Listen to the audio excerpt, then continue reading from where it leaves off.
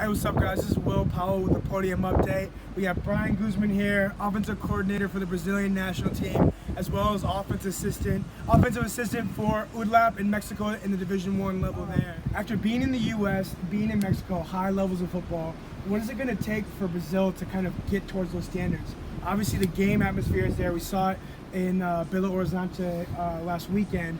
What's it going to take for Brazil to have the level of the athletes and the coaches to get to where the U.S. is? Well, it's not going to happen, like this. It's going to take a while. I mean, I feel like we have the material here. We have the guys. We have the talent.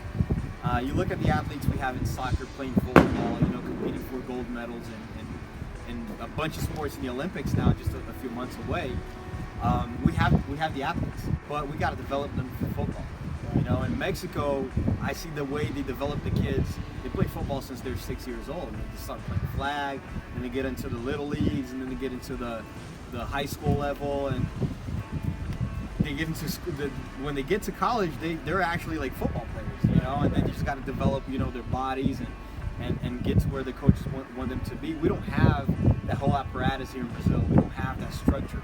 So I think really what we have to do is get up there and get a chance to get a young kid, develop him, strength and conditioning, mentally, in a culture of football. And from all the experiences I've had, when you get to develop a kid inside the culture of football, he'll not only be a good football player and athlete, he'll end up being a good student, eventually a good husband, a good father. So I think that's really where we got to get to Brazil, is build a structure to develop our players. Coach Brian, appreciate it, man. This is my guy. He's killing it all around the world, so we appreciate him having him on today. Take care, guys.